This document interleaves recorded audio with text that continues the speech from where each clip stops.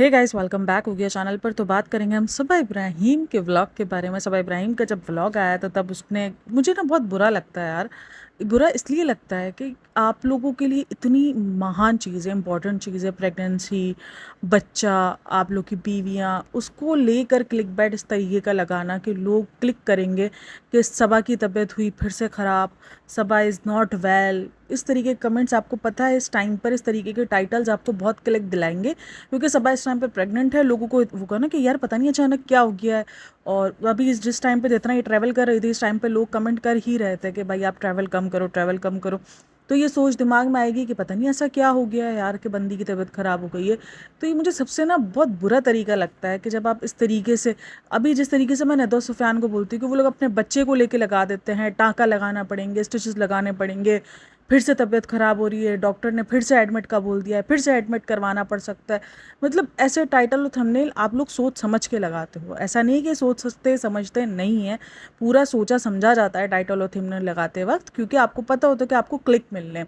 आपको क्लिक कैसे मिलने हैं ये आप लोगों को पता होता है। और मुझे बहुत अजीब लगता है, मैं सोचती हूँ कि यार ये इन लोगों को नहीं लगता अजीब कि यार हम जिस तरीके का टाइटल थंबनेल लगा रहे हैं, मतलब ये सोचना भी शायद हमारे लिए बड़ा मुश्किल होता है कि कभी कुछ ऐसा हमें टाइटल थंबनेल अपने लिए सच्ची में लगाना पड़ जाए जिस तरीके का हम लगा रहे हैं। यूरिन इन्फेक्शन आप लगा सकते थे, आप कुछ और लिख सकते थे, हज़ार टाइटल मिल सकते हैं। तबीयत के रिलेटेड ही लगाना था तो तबीयत का, जो प्रॉपर तबीयत ख़राब थी वो ही लिख सकते थे, ताकि लोग एक वो ना डर के नहीं ओपन करे कि पता नहीं यार क्या हो गया है, कुछ अल्लाह ना करे कुछ ख़राब ना हुआ, 19-20 कुछ सिचुएशन ना हो गई। वो सब ने यही सोच कर, और कितने सारे कमेंट्स मैंने रीड भी किए थे कि सब ने सोचा कि शुक्र अल्हम्दुलिल्लाह कुछ ज़्यादा नहीं है, हमें तो ज़्यादा लग रहा था, हम डर रहे थे। तो ऐसे टाइटल और थंबनेल की वजह से लोगों में पैनिक भी हो जाता है और लोग भी डरते हैं। शायद आपको व्यूज़ तो कुछ सारे मिल जाएं, लेकिन बहुत बुरी बात है कि अगर आप इस तरीके से अपनी चीज़ों को यूज़ कर रहे हो तो। अच्छा जी, कल मैंने एक वीडियो बनाई थी, उसमें मैंने फ़राह खान को लेकर एक कमेंट पास किया था कि भाई फ़राह खान को बहुत ज़्यादा ट्रोल मिलना शुरू हो गया है। बहुत ज़्यादा तो उस टाइम पर ट्रोल नहीं मिला था, उस टाइम पर सिर्फ एक ही वीडियो बनाई गई थी। अभी हिंदुस्तानी भाव ने और बहुत सारे चैनल्स ने उसको कवर अप करना शुरू किया, इवन एफआईआर वगैरह भी उसके दरमियान दर्ज की गई है, क्योंकि जो उसने कहा है कि भाई होली जो है, नहीं, उसने कहा है कि छपरियों को जो ज़्यादा त्यौहार पसंद होता है वो उनका होली ही होता है, उनका फेवरेट फेस्टिवल अगर छपरियों से पूछा जाए वो मोस्ट तो वो होली ही होता है। अब मेरी जो सब्सक्राइबर्स हैं उन्होंने कहा कि नहीं, होली बहुत ज़्यादा पाक त्यौहार होता है, हमारे त्यौहार को डिसरिस्पेक्ट किया कि हमारे त्यौहार को एक अलग नाम से अब लोग जानना पहचानना शुरू कर देंगे कि भाई ये तो होली जो है वो त्यौहार में, मतलब होली जब भी आएगी तो ये छपरियाँ इसमें ज़्यादा दिखेंगे। तो इस तरीके से रिलेटेड एक तरीके से हमारे त्यौहार को किया गया है, तो जो कि बहुत बुरी बात है। तो देखो, जाहिर सी बात है, आपको बहुत सोच समझ के बोलना पड़ता है जब आप इतनी बड़ी पर्सनैलिटी हो, जब आपका इतना बड़ा नाम हो और इतना आपको लोग मानते हो। तो फिर तो मुझे लगता है जब आपकी बात की कहीं वैल्यू होना शुरू हो जाए तो फिर मुझे लगता है कि आपको थोड़ा सोच समझ के बोलना चाहिए, बिल्कुल। और लोग बहुत ज़्यादा हार्श हो रहे हैं आजकल, पता नहीं क्यों कमेंट्स को लेकर, मतलब ना लोगों के बोलने पर, ठीक है इट्स ओके, वो बोलते हैं, मैं ये नहीं मानती कि कुछ गलत नहीं बोला जा रहा होता। जिस तरीके से अभी रणवीर इलाहाबादिया को लेकर बहुत ज़्यादा ऐसा लग रहा है कि जैसे हार्श हो गए। और भी बहुत सारी चीज़ें होती हैं जिस पर है, ठीक है आप उनको ट्रोल करो, ठीक है, लोगों को यार लगा है, उनको बहुत ज़्यादा फील हो रहा है कि फ़राह खान ने शायद हमारे रिस्पेक्ट डिसरिस्पेक्ट किए हमारे त्यौहार को, क्योंकि मेरी एक सब्सक्राइबर्स है उसने मुझे होली के बारे में सब बताया कि होली क्यों मनाई जाती है और ये हमारे जो मतलब कि पुरखों से है और इन सब से, उसने मुझे वो पूरी गाइडेंस दी। तो ठीक है भाई, देखो अगर इस तरीके का एक त्यौहार है और ऑब्वियसली अगर इसको उस तरीके से जोड़ा जा रहा है, अब देखो लोग ये सारी चीज़ें समझ रहे हैं। मैंने यही कहा ना कि एक एक लाइन के दो मतलब निकलेंगे ही निकलेंगे। अब ये चीज़ आपको पहले बोलने से पहले ही सोचनी चाहिए थी। मैं यहाँ भी कह रही हूँ कि फ़राह खान का मतलब उस तरफ रिलेटेड था कि यार देखो वो वाला मतलब था उसका कि आपका ना, अगर छपरियों से पूछा जाए ना तो उनका फेवरेट त्यौहार होली ही होगा। अब उसको जो ट्रोल करना था वो छपरियों को ही करना था, लेकिन जो होली वाला वर्ड उसने यूज़ किया उसके दूसरे मतलब निकल आए और लोगों ने वो निकाल लिए हैं। अब काफ़ी लोग कहेंगे कि यार लोग ही नहीं ख़राब होते, उसने क्यों ऐसा स्टेटमेंट पास किया। मे बी उसको उस स्टेटमेंट का शायद अंदाज़ा नहीं था कि वो कितना नॉन सीरियस बिहेवियर यहाँ पे दिखा रही है, और वही हुआ, लोगों ने उस चीज़ को पकड़ा और उस चीज़ को लोगों ने ट्रोल करना स्टार्ट किया। मे बी देखो, अब मुझे लगता है कि फ़राह खान को आके एक स्टेटमेंट पास करना चाहिए, माफ़ी वगैरह मांग लेनी चाहिए। देखो अगर आपकी वजह से किसी के भी रिलीजियस, एक तरीके से स्टेटस कह लो, रिलीजियस बिहाव पर अगर उनको दुख पहुंच रहा है तो ये गलत बात है, आपको आकर माफ़ी मांग लेनी चाहिए। अगर आपकी एक माफ़ी मांगने से उनको चलो ठीक है, आपके बोले हुए अल्फाज तो वापस नहीं होंगे, लेकिन कम से कम एक चीज़ का एहसास हो जाएगा कि आपको एहसास है दूसरे के रिलीजन के भी आपको रिस्पेक्ट है। अगर उनकी वजह से उनके रिलीजन को डिसरिस्पेक्ट फील हो रहा है तो इट्स ओके, ये बहुत बुरी बात होती है। तो आपको इस चीज़ को सोचना चाहिए अगर आपके नज़र तक ये बात आ चुकी, क्योंकि एफआईआर वगैरह दर्ज हुई है तो मे भी शायद ज़ाहिर सी बात है, बात तो आ ही गई होगी। तो मुझे लगता है कि फ़राह खान को इस चीज़ को लेकर अपना स्टेटस, जो भी इसका स्टेटमेंट है, वो पास करना चाहिए, अपनी तरफ से क्लेरिफिकेशन ज़रूर देनी चाहिए कि भाई ये नहीं, ये वजह थी और इस चीज़ को मैं यहीं पर माफ़ी वगैरह मांग कर ख़त्म करती हूँ। सो कि माफ़ी मांगने में कोई बुरी बात नहीं है, कोई छोटा नहीं हो जाता यार माफ़ी मांगने में। और जब आपके स्टेटमेंट से रिलीजन वॉर्स स्टार्ट होने का डर हो, तो तब तो आपको आगे आके पहले ही माफ़ी मांग लेनी चाहिए कि भाई ये वो लड़ाइयाँ हैं जिसके अंदर फिर कोई कुछ नहीं देखता है। तो इसीलिए आपको इस चीज़ को आकर पहले ही एक्सेप्ट कर लेना चाहिए। अच्छा, काफ़ी लोग कह रहे हैं कि मुस्लिम है इसलिए उसको तमीज़ नहीं है बोलने की। इस चीज़ पर भी मैंने काफ़ी कमेंट्स भी रीड किए ना। तो उसने अपनी इंस्टाग्राम की पोस्ट लगाई थी जहाँ पर उसने बताया था वो 50% हिंदू है, 25% मुस्लिम है, 25% पारसी है और 100% वो इंडियन है। इस तरीके की उसने पोस्ट लगाई है। तो उस चीज़ से तो वो रिलेट ही नहीं करती है कि वो टोटली मुस्लिम है। तो ये मुस्लिम एंड हिंदू वाली वार नहीं है, ये इसने फ्लो में बोल दिया है और अब शायद इस पर भारी पड़ने वाला है। और आई थिंक सो अब एक चीज़ हमें देखने को मिलेगी कि अब लोग थोड़ा सोच समझ के बोलना शुरू हो जाएंगे, क्योंकि जिस तरीके का अब रिएक्शन आ रहा है ना, एफआईआर वगैरह फ़ौरन लॉन्च हो जाती है और फ़ौरन एफआईआर पर काम होना शुरू हो जाता है। तो मे बी शायद अब लोग थोड़ा सोच समझ के बोलना शुरू करेंगे, क्योंकि ये बहुत बड़ी बात है। क्योंकि एक स्टेटमेंट जो कि वाकई एक स्टेटमेंट था, एक फ्लो में बोली हुई बात थी, और अब वो इतने बड़े हेट की वजह बन गई है। तो देखते हैं कहाँ तक जाती है इस कंट्रोवर्सी का एंड। चलो जी, बताते हैं सबा के जहाँ के व्लॉग के बारे में। एक चीज़ जो मुझे बहुत ज़्यादा वियर्ड लगी, जब व्लॉग शुरू ही होता है तभी वो लोग बता देते हैं कि सबा को पानी की कमी ही हो गई है। अच्छा, वो शुरू में बोलते हैं कि पानी की कमी ही हो गई, और अगर बीच में आप देखोगे तो सबा बताती है कि हाँ मुझे पानी की कमी हो गई थी, वो मैंने यूरिन वगैरह रोका था तो इस वजह से उस पर बात करते हैं, और पानी वगैरह कम पिया था तो इस वजह से उसको यूरिन की इन्फेक्शन शुरू हो गया था। तो ये वाला सारा स्टोरी थी। तो उस दरमियान अगर आप देखोगे तो स्टडी टेबल रहने की बात कर रहे होते हैं। फाइनली 5 साल बाद स्टडी टेबल मिला है उनको। 5 साल तो व्लॉगिंग को हो ही गए हैं, 5 साल बाद एक घर ना ही सही लेकिन एक स्टडी रूम तो मिल ही गया। भाई भाभी ने सबको घर लेके दे दिए, मैं एक स्टडी रूम तो लेके दे ही सकती हूँ 5 साल बाद। तो ये सीन हुआ है। लेकिन खैर उससे बाद ना एक चीज़ मुझे बहुत ज़्यादा वियर्ड लगी है।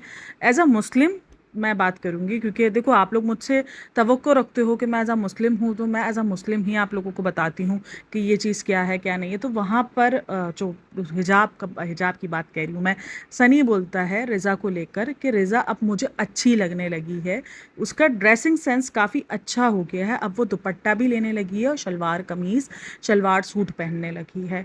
अब देखो, कहने को इनका रिश्ता होता है जीजा और साली का, सही है, जो कि हमारे इधर नामहरम वाला ही सीन होता है। महरम और नामहरम वाले हमारे इधर सीन होते हैं, तो वो वाला सीन होता है, महरम नामहरम वाला सीन होता है। और ये बहुत बड़ी बात होती है कि जीजा इस तरीके से नोटिस कर रहा हो, क्योंकि ना हमारे देखो उधर पता है इन रिश्तों को बहुत ज़्यादा शक से नहीं देखा जाता, लेकिन एक ना लिमिट होती है हर रिश्ते की। चाहे जीजा साली का जितना भी मजाक हुआ, जो इस चीज़ को बड़ा आम बनाया गया है कि नहीं नहीं जीजा साली का मजाक चलता है, लेकिन ये रिलेशन बड़ा खतरनाक भी होता है अगर उसको दूसरे वे में जा। अब ये नहीं है कि हर किसी की सोच ही गंदी है, हर कोई इसी तरीके की सोच पे जाता है, लेकिन होता है कि रिलेशन को है ना एक लिमिट, मुझे लगता है कि हर रिश्ते के दरमियान होनी चाहिए। आपका रिश्ता किसी के साथ भी हो, जीजा साली के साथ हो, आपका बहनोई का रिश्ता हो, आपका कोई भी रिश्ता हो, बहनोई, हाँ बहनोई इसी को बोलते हैं ना, अगर आपका मतलब आपकी ननंद के साथ, ननंद के हस्बैंड के साथ रिश्ता है, सब कुछ ओके, लेकिन एक लिमिट हर चीज़ में होनी चाहिए, एक लाइन ना हर रिश्ते में ड्रॉ होनी चाहिए। वरना फिर आप कैसे आपको पता चलेगा कि इस रिश्ते की लिमिट कितनी है? ये तो ओवर लिमिट हो जाएगा ना। ये स्टेटमेंट जब पास हुआ तब मुझे उस वक्त ही फील हो गया था कि ये बहुत बुरा स्टेटमेंट है, क्योंकि आप एक तरीके से एक ऐसी बच्ची को नोटिस कर रहे हो जो 18-19 साल की हो गई है, जो आपको नोटिस करना नहीं बनता है। ये बात नोटिस अगर भाई करे तो भी ठीक है, भाई भाई करे तो भी ठीक समझ आता है कि चलो यार भाई वो भाई है, वो नोटिस कर रहा है, बहन करे तो नोटिस है, जीजा उठ के अगर उसने भाई का मर्तबा हासिल किया, मैं ये नहीं बोल रही कि इसका नज़र ख़राब है कि ये वो है, लेकिन कमेंट सेक्शन बहुत भरे पड़े थे। आपको ये चीज़ सोचनी चाहिए कि आप इतने मिलियन लोगों के सामने इस तरीके का स्टेटमेंट पास कर रहे हो, जो कि उस बच्ची पे सवाल उठेंगे, आप पर सवाल उठने शुरू हो जाएंगे। रिसेंट दिनों भी रिज़ा को लेकर और आपको लेकर बहुत बातें उठ रही थी, क्योंकि जो आपने गुलाब दिया था, जिस तरीके से आप रिज़ा को ट्रीट कर रहे थे, तो लोग बहुत ज़्यादा बातें कर रहे थे। कमेंट सेक्शन ही इनका भरा पड़ा है, मैं पॉडकास्टर तक जाऊँ ही क्यों, इनका कमेंट सेक्शन ही भरा पड़ा होता है। कमेंट सेक्शन में जो इनकी ऑडियंस है वो इनकी आम ऑडियंस है, हम कोई पॉडकास्टर्स नहीं इनके कमेंट सेक्शन के अंदर मंडलाते। इनकी जो ऑडियंस है वो आम ऑडियंस ही कमेंट सेक्शन के अंदर पाई जाती है, और वो ही लिख रही होती है सारी चीज़ें, और सभा कमेंट्स रीड कर रही होती है। तो आई थिंक सो इनको इन सब चीज़ों के अंदर थोड़ा सा ध्यान देना चाहिए। और रही शलवार कमीज़ की बात, दुपट्टे की बात, एज अ मुस्लिम पता है ये चीज़ें हमें बहुत पहले से ही कह दी जाती है कि हाँ ठीक है, आप जैसी जवानी पर आते हो तो आपको कह दिया जाता है कि भाई दुपट्टा ले लो। लेकिन वो चीज़ अगर घर की माँ समझाए तो वो एक बात अलग हो जाती है। एक होता है ना कि माँ बेटी का रिश्ता होता है कि वो बैठकर आपको समझाती है कि देखो ये सही है, ये गलत है। फोर्स तो आज के दौर में आप किसी पे भी नहीं कर सकते हो यार। मैं खुद एक मुस्लिम फैमिली से बिलोंग करती हूँ, बट मुझे पता है कि मैं अपने बच्चों पर फोर्सफुली कुछ भी नहीं करवा सकती, क्योंकि वो एक अलग पता है इतना बच्चों की तरबियत इस माशरे के इस टाइम पर ना, इस सिचुएशन में बहुत मुश्किल हो गई है। आप किसी भी तरीके से डील करना, जैसे हमारे माँ बाप गुस्से में भी डील कर लेते थे, हो जाता था। वो अगर हम पर कुछ तारी भी कर देते तो हम मान लेते थे, लेकिन अब नहीं होता। अब पॉसिबल बहुत बहुत मुश्किलात हो गई हैं एक बच्चे को बड़ा करने में, क्योंकि मैं सिचुएशन से गुजर रही हूँ, मुझे अच्छे से पता है। देखो मेरा मानना ये सारी चीज़ें माँ बताए, कोई बड़ी बहन बताए तो इट्स ओके, लेकिन जीजा उठ के बता रहा है कि हाँ शलवार कमीज पहन रही है तो अब मुझे अच्छी लग रही है, दुपट्टा पहन रही है तो मुझे अच्छी लग रही है। अरे भाई तुम होते कौन हो उसके अच्छे लगने या ना लगने वाले? उसकी अपनी मर्जी है। उसके पास बड़ी बहन है, उसके पास उसकी माँ है जो उसको समझा सकती है। उसके बाद उसकी अपनी मर्जी है कि वो जो चाहे वो पहने, क्योंकि वो अडल्ट हो चुकी है। अडल्ट के बाद एक माँ को जब वक्त होता है समझाने का, उस वक्त तक समझाना है। उसके बाद जो भी वो बच्चा कर रहा है वो अपना किया, कहते हैं ना कि वो नामा अमाल वो अपना खुद लिख रहा है। अब कोई भी इसके ऊपर इसका जो भी किया हुआ काम होगा वो जिम्मेदार उसका अपना खुद होगा। एक अडल्ट होने के बाद तो वैसे ही आपको गवर्नमेंट भी अपने ऊपर ले लेती है कि भाई जो किया है वो बच्चे के ऊपर है। और उसके बाद और इस्लामिक अगर पॉइंट ऑफ व्यू से भी देखा जाए तो वो भी सेम यही हो जाता है कि जो भी अब हो रहा है वो बच्चे की अपनी जिम्मेदारी है। वो बच्ची तो नहीं है, एक एडल्ट में आ चुकी है, तो इसीलिए वो उसकी जिम्मेदारी है। उसके पास पूरी अकल है, उसको पता है। एक ग्रूमिंग टिप्स आपको मिलना शुरू हो जाती है। ग्रूमिंग एज है उसकी उस टाइम पर, तो उसको अच्छे से पता है कि उसको क्या ग्रूम करना। अब तुम उस पर बेवजह का, पता है ये सारी चीज़ें ना कभी कभी ना, जब मैं खुद इस एज की थी और मुझ पर कोई और पाबंदी लगाता था ना, या मुझे कोई और बोलता था तुम ऐसे नहीं, ऐसे दुपट्टा पहनो मेरे माँ बाप के अलावा, तो मुझे ना वो बंदा बहुत जहर लगता था। मैंने कहा यार ये कौन होता है मुझे बोलने वाला? सीरियसली मुझे बड़ा जहर लगता था। और ऐसे रिलेटिव्स आपको हर हर हर एक खानदान में पाए जाएंगे जो आपको बोलेंगे दुपट्टा सही से ओढ़ो, ऐसे नहीं बैठो, वैसे नहीं बैठो। तो मुझे बहुत अजीब फील होता था कि भाई मेरे माँ बाप हैं मुझे समझाने वाले, वो मुझे समझा रहे हो, मेरे पास मेरी खुद की अक्ल है, मुझे कैसे जीना है कैसे नहीं जीना मुझे पता है उतना।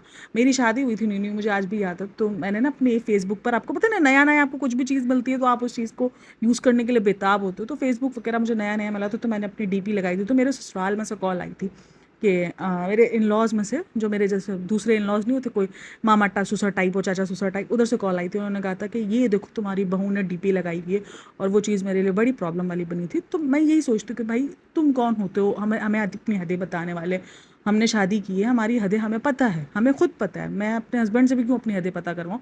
मुझे मेरी हदें खुद की पता है, मुझे मेरी लिमिट्स पता है। तो यही सारा सीन होता है। आपको बड़ा गुस्सा आता है और रिजा उसको बड़ा हंसते हुए ले लेती है, बड़ी बात है, लेकिन मैं सीरियसली बता रही हूँ इस एज में आपको बड़ा गुस्सा आता है। और एक तो मुझे तो चलो मैं तो बोलती हूँ कि हमें तो शायद दो बंदों के सामने अगर इस तरीके से बोला जा रहा था तो हमें इतना गुस्सा आता है।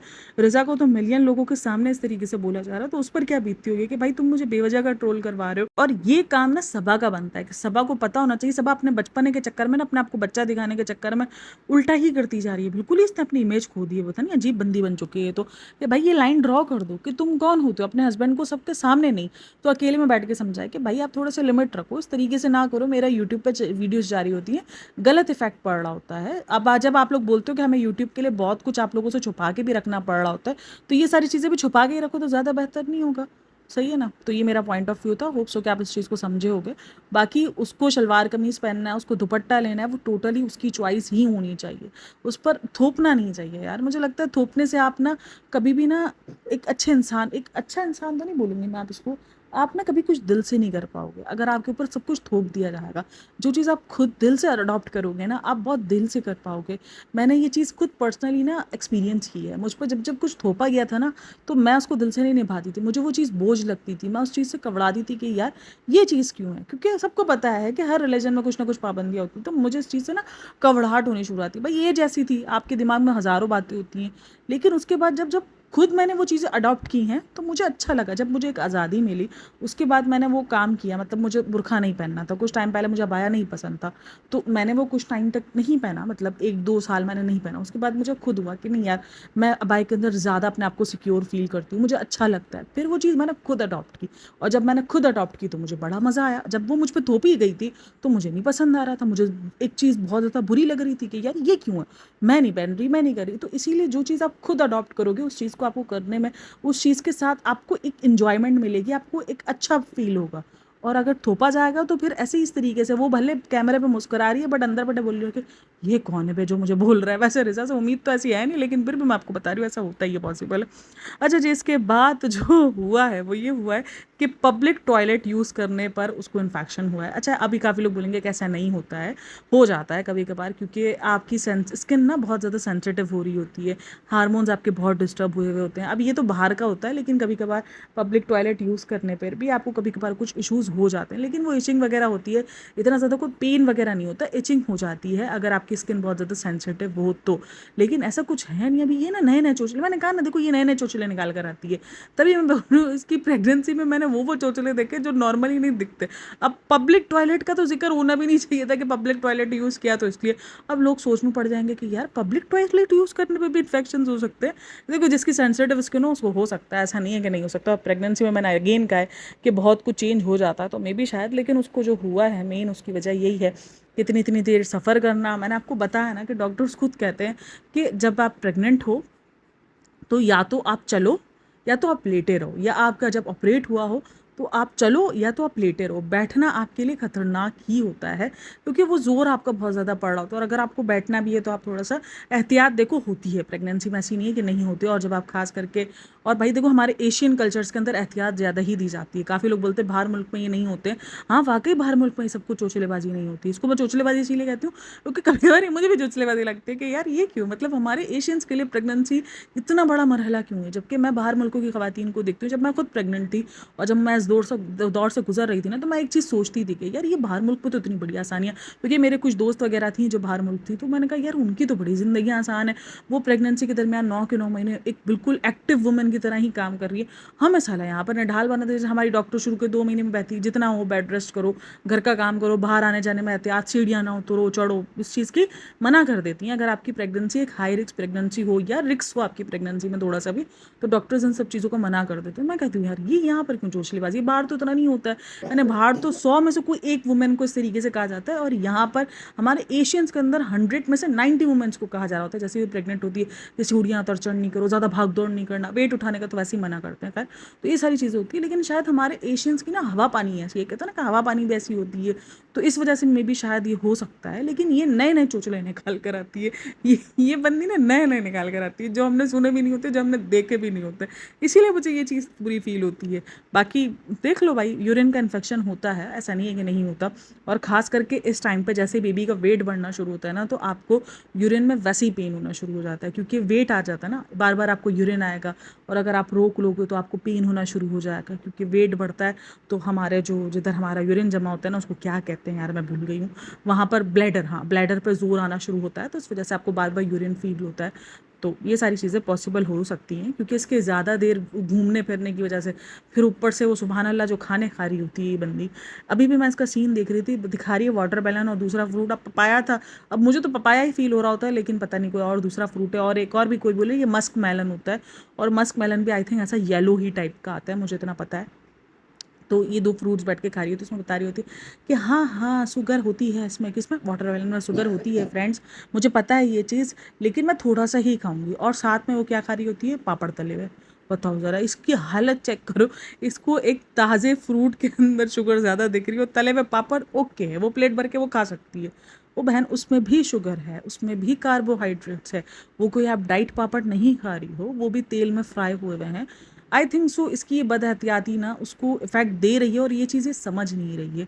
इसको लग रहा है कि यार ठीक है ना, ट्रोल ही तो होती हूँ ना मैं, बात ही तो की जाती है, बस मेरी क्रेविंग्स पूरी होनी चाहिए। इसको शायद ये किसी ने बता दिया है कि भाई अगर तुमने क्रेविंग्स पूरी नहीं करी तो तुम्हारा बच्चा जो है ना, वो हमारे इधर कहा जाता है कि अगर माँ को जो दिल कर रहा है और माँ ना खाए ना, तो बच्चा नदीदा पैदा होता है, यानी हर चीज़ के लिए ना वो मांगा मांगी करता है, और हर चीज़ की लालच। अरे बहन तू कुछ भी खा लेगी ना, अगर बच्चे ने पैदा होना होगा ना तो वैसे ही पैदा होगा, तो उसको आप कुछ रोक नहीं सकते। और वैसे भी आजकल के बच्चे को हर चीज़ चाहिए होती है, हम कुछ भी खा रहे होंगे ना वो आके चाहिए होगा उसको। तो ये बच्चे का कोई कॉन्सेप्ट ही नहीं है कि उसको क्रेविंग पूरी करनी है तो वो नहीं मांगेगा, ऐसा कुछ नहीं है। उसको पैदा होने के बाद जैसे उसको अक्ल आएगी, जैसे उसको समझ आएगी, और आप उसके सामने कुछ भी खा रहे होगे, वो आके आपसे छीन छान के लेके जाएगा। नहीं दोगे तो वो पूरा ना, मैं अपनी पे आकर कुछ खा रही होती हूँ ना ऐसा, तो मेरी बेटी अगर आके कुछ मांग लो, मैं मना कर दूँगी नहीं मैं नहीं दे रही, तो वो नीचे ना ज़मीन पर लुटकड़ियाँ खाती है कि नहीं मुझे चाहिए, तो उसका ताल्लुक कोई क्रेविंग पूरा करने से नहीं होता। बहन तू क्रेविंग नहीं भी पूरा करेगी तो भी बच्चे ऐसे ही निकल रहे हैं आजकल के। तो ये मेरे को लगता है उसको किसी ने बोल दिया, इसलिए ये बोलती क्रेविंग्स जो हो रही है वो मैं खाऊं। ऐसा नहीं होता है। आपको अगर आपकी हेल्थ पर इफेक्ट कर रही हूँ कुछ चीज़ें तो आपको रुकना चाहिए। एक और चीज़ जो मैंने नोटिस की ना आज के इसके व्लॉग में, जैसे ही कुछ काम का होता है ना, देखो मैं कभी भी उसकी प्रेगनेंसी को लेकर सवाल नहीं उठाती हूँ, लेकिन ये चीज़ नोटिस में आकर ना कि जब भी कुछ काम करने का होता है ना तो इसकी सांस फूलना शुरू हो जाती है कि मेरी सांस फूल रही है, मैं लो फील कर रही हूँ। लो फील करना इट्स ओके, तो प्रेगनेंसी में चलता ही रहता है।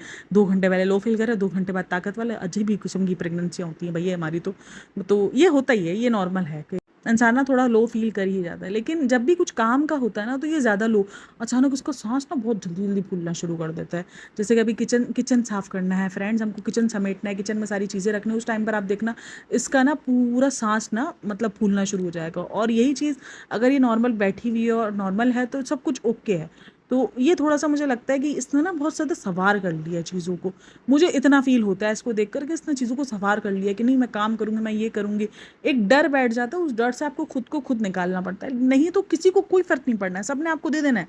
देखो आपको 5-6 महीने जो भी आपको हुए हैं, बेड पर आपको सब कुछ प्रोवाइड हो रहा है। लेकिन वो आपके लिए प्रॉब्लम बनता जा रहा है। आपकी साँस देखो कितनी ज़्यादा, मतलब इतना आराम करने के बाद, इतना सब करने के बाद भी आपकी साँस इतना ज़्यादा फूल रही है, वो आपके लिए ख़तरनाक है इस टाइम पर। क्योंकि अगर आपको ही ब्रीथिंग सही नहीं होगी तो अंदर बेबी तक ऑक्सीजन पहुँचना भी मुश्किल हो जाएगा। अगर आपको ही ऑक्सीजन लेने में इतनी प्रॉब्लम हो रही होगी, तो ये सारी चीज़ें प्रेगनेंसी में बहुत ध्यान रखी जाती है कि माँ की ज़्यादा साँस ना फूल रही हो, ज़्यादा साँस ना फूले। देखो भाई ये सारी चीज़ें होता है ख़्याल रखने का, क्योंकि जिस तरीके से इसकी ये ऑक्सीजन फूल रहा है ना, इसको ऑक्सीजन लेने में तकलीफ़ हो रही है, वो चीज़ें इसके लिए बहुत ज़्यादा प्रॉब्लम बन सकती है। क्योंकि बच्चा डे बाय डे ग्रो में है, ग्रोथ ले रहा है, वो आपका सब कुछ एक माँ से ही भाई वो सब कुछ लेता है। कहते हैं ना कि माँ खाए पिए नहाए कुछ भी करे, लेकिन वो बच्चा अपनी प्रॉपर ग्रोथ लेता है माँ से, क्योंकि वो माँ की बोन से डायरेक्ट वो जो नाड़ जुड़ी हुई होती है वो डायरेक्ट माँ के से हर चीज़ वो बच्चा ले रहा होता है। तो आपके लिए खतरनाक हो सकता है। यही चीज़ है कि देखो ये मजाक मस्ती में सब कुछ उसने लिया, बहुत उसने उसमें लिया। ये सब बोलते ही है ना, वो ड्राई फ्रूट खाती, सॉरी स्पाइसी फूड खाती है, बाहर का खाना खाती है, तो मुझे तो सब ट्रोल ही करते हैं, मैं कुछ भी खाऊं फ्रेंड्स। वो तो ट्रोल के चक्कर में आपने सब कुछ खा पी लिया, लेकिन नुकसान किसको हो रहा है एट द एंड, वो आप ही भुगत रही हो। मुझे तो यही होता है कि भाई ये बंदी इस टाइम पर एक प्रेगनेंसी जैसे मरहला से गुजर रही है, चूँकि यार एक औरत के लिए भाई मुश्किल तो रहता ही है वो मरहला। मैं ये नहीं बोलूँगी कि मैं किसी के बारे में एक रिव्यू कर रही हूँ तो वो उस बंदे के लिए मुश्किल नहीं है, जबकि मुझे पता है कि प्रेगनेंसी एक मुश्किल मरहला होती है। और ख़ास करके पहली प्रेगनेंसी, अब इसका एज से ताल्लुक़ नहीं है, फर्स्ट ही होता है। चाहे आप 35 साल की उम्र में माँ बनो, चाहे आप 20 साल की उम्र में माँ बनो, लेकिन वो फर्स्ट प्रेगनेंसी का जो डर होता है वो हमेशा होता ही है। आपको फर्स्ट प्रेगनेंसी में बहुत कुछ पता चल रहा होता है, एक्सपीरियंस। हाँ, ये जिस तरीके से नन्ही काकी बन जाती है वो चीज़ मुझे अजीब लगती है कि यार इससे कम उम्री में तो मैंने और भी और लड़कियां देखी हैं जो उससे कम उम्री में प्रेग्नेंट हैं। अभी की मैं हाल की बात करी हूँ, मेरे पास 1-2 लड़कियां आई थी जो प्रेग्नेंट थी इस टाइम पर, और वो कितने साल की थी, एक लड़की 19 साल की थी, एक 17 साल की थी, सीरियसली वो 17 साल की थी। तो 19 साल वाली प्रेगनेंसी थी, तो वो उससे ज़्यादा मैच्योर बिहेव कर रही थी।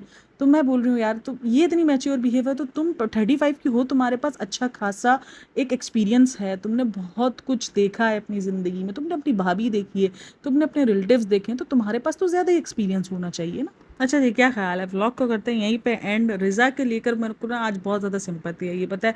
सीरियसली मुझे बहुत बुरा फील हो रहा है। मैं सोचती हूँ यार, जब हमें देखकर इतना बुरा फील हो रहा है, ये कोई ट्रोल में नहीं है, कुछ नहीं है, तो क्या उसकी माँ को देखकर फील नहीं होता? यार माँ तो ऐसी होती है, जब उसके बच्चे को एक भी चीज़ के लिए ऐसा तरसा हुआ देखे ना तो माँ का दिल अंदर से काँप जाता है। वो खून के आंसू रोना शुरू कर देती है कि यार मैं अपने बच्चे को ये चीज़ प्रोवाइड नहीं कर पा रही। इस चीज़ से कोई नहीं मायने रखता कि आप कितना कमा रहे हो, कितना नहीं कमा रहे हो। आपको होता है कि मैं उससे हल्के लेवल पे तो हल्के लेवल पे, लेकिन अपने बच्चे को वो चीज़ प्रोवाइड कर दूँ। मैं मानती हूँ ये बात कि हर चीज़ बच्चे को प्रोवाइड नहीं की जाती, लेकिन कुछ चीज़ें जिसके अंदर बच्चे की जो बेसिक सहूलतों की चीज़ें, अगर वो उसके लिए भी तरस रहा हो तो माँ बड़ी भाई खून के आंसू रो रही होती है। और जब वो चीज़ आप उसको प्रोवाइड कर भी सकते हो, ऐसा नहीं है कि आप नहीं कर सकते हो, फिर भी भाई जिगरा है, मैं यही बोलती हूँ। तो उस पर मैं पॉडकास्ट बनाऊंगी, नेक्स्ट पॉडकास्ट जो होगी वो इसी पर आने वाली है, आई थिंक सो। हाँ, अभी आज का टॉपिक यही है फिलहाल, तो रज़ा का ही टॉपिक है जो मैं लेने वाली हूँ। उसी दरमियान उसका भी वीडियो आ गया है, दीपिका का भी आ गया है, तो देखते हैं उसका रिव्यू करते हैं। और एक और टॉपिक इस टाइम पर मैं बहुत काम कर रही हूँ, सो प्लीज़ आप लोग ने वीडियो देख के रखते तो आप लोग को मज़ा आएगा। एक ना मरियम सुलेमान करके है, सोलियम करके ना, हाँ सोलियम करके एक चैनल है उसका, सोलियम वर्ल्ड करके एक चैनल है, आप जाकर उसको देखना, उसकी वीडियोस वगैरह देखना। तो उस पर मैं रिव्यू करने वाली हूँ, मैं उसको बहुत सारी वीडियोस वगैरह देख रही हूँ। तो वो भी एक बहुत ज़्यादा अजीब ही कंटेंट बना रहा है, मतलब वो अपनी बीवी की डेथ के ऊपर कंटेंट बना रहा है, बीवी की कब्र पे बैठ के वो लाइक व्यूज़ और अपना सब्सक्राइब मांग रहा है। मुझे इतनी हैरत हो रही है ना इस बंदे को देख कर के, यार ये किस तरीके का बंदा है। और मैंने इससे पहले भी इसका जिक्र किया हुआ है, मुझे हैरत होती है यार ऐसी चीज़ों को यूज़ करते हुए जिस चीज़ों पर हमारे हाथ कांप रहे होते हैं और आप उस चीज़ को कंटेंट बना के पेश कर रहे हो। आप ये सोच रहे हो कि मैं क्या ऐसा लिखूं, क्या ऐसा टाइटल लगाऊं, क्या ऐसा थंबनेल लगाऊं कि मुझे व्यूज़ ज़्यादा है। टोटली शेम बात है ये वाकई। तो आप लोग ज़रूर देखना उस बंदे को, ताकि मैं उस पर जब रिव्यू करूँ तो आप लोग को पता हो कि मैं क्या कह रही हूँ। और ये है पाकिस्तानी ब्लॉगर, तो मुझे लग रहा है। और डकी की कंट्रोवर्सी बहुत अच्छी चल रही है, बट मेरे सब्सक्राइबर्स देखते नहीं है। मैंने लास्ट वीडियो में कहा था ना कि मुझे अगर एक चीज़ आप किसी को बता दो कि आपको चीज़ ट्रिगर्ड कर रही है, तो वो चीज़ फिर शुरू हो जाती है। और यही शुरू हुआ है कि पाकिस्तान पे बैठ के इंडिया की ब्लॉगर्स पे बात कर रही है। बट ये ट्रिगर्ड मुझे 2 बार करी है, 3 बार करी है, अब नहीं कर रही। अब बिल्कुल भी नहीं कर रही। इसलिए नहीं कर रही क्योंकि मुझे पता है मैं अपना काम कर रही हूँ, मेरे सब्सक्राइबर्स किधर से खुश हैं, मुझे वो कौन सी वीडियोज़ देखना मेरी पसंद करते हैं। मेरा जो भी काम होगा वो मेरे सब्सक्राइबर्स के लिए होगा। जितनी अच्छी मेन जो होगा वो जाहिर सी बात है, जितनी मेरी अच्छी रीच होगी जिन वीडियोज़ पर, मेरे अपने व्यूज़ पर होगा, मैं क्यों टोपीबाजी करूँ ना कि मैं सब्सक्राइबर्स के लिए। भाई मेरा सीधा सिंपल सा काम है, मुझे जिस चीज़ पर व्यूज़ मिलेंगे मैं उस चीज़ पर ज़्यादा मेहनत करूँगी भाई। क्योंकि मैं मेहनत अगर इतनी दिन रात लगाऊँ, मैं एक चीज़ पर 2-3 घंटे दे रही हूँ और मुझे वो चीज़ 200 300 400 व्यूज़ दे के जाएगी, और एक चीज़ जिस पर मैं 2-3 घंटे सेम मेहनत कर रही हूँ और मुझे 3-4 हज़ार व्यूज़ दे के जाएंगे, तो मैं किस पर मेहनत करूँगी? मैं उसी चीज़ पर मेहनत करूँगी जिस चीज़ पर मुझे 4 हज़ार व्यूज़ आ रहे हैं। सीरियसली मैं सीधा सिंपल एक ही बात बोलूँगी। तो जिसको जो लिखना है लिखो भाई। अगर आप लोगों को ये बॉर्डर की नफरत लेकर अगर आपको खुशी हो रही है तो इट्स ओके, अच्छी बात है भाई, रखो कि पाकिस्तानी होकर इंडियन को बदनाम कर रही है तो रखो भाई। अगर आपको वाकई ऐसी बॉर्डर्स की ये खुन्नस लेकर, नफरत लेकर अगर आपको लगता है कि जीना आसान है तो it's okay, well and good है। बाकी मेरे दिल में किसी के लिए कुछ भी नहीं है। मैं तो हमेशा कहती हूँ कि मेरा तो इंडिया से एक अलग नाता निकलता ही है। मेरा पूरी नानी का खानदान आज भी वहाँ पर है यार। बताओ, मैं बताती हूँ, मैं एड्रेस वेड्रेस जाओ मिल मिला कर आओ। तो वहाँ पर उनका पूरा खानदान है, उनके आज भी भाई हैं, सब कुछ है। सिर्फ मेरी नानी इकलौती यहाँ पर आई हुई थी, तो बस वही यहाँ पर है। बाकी हमारा तो लगता है भाई, हमारा तो रिश्ता लगता है। ऐसे नहीं बोल सकते, रिश्ता लगता है हमारा। तो खैर, वीडियो अच्छी लगी हो तो like share and subscribe my channel, और जो भी पॉइंट अच्छा लगा हो कमेंट में लाजमी बताना। एंड बस यही था video. Thanks for listening, watching, take care, bye bye, अल्लाह हाफिज़।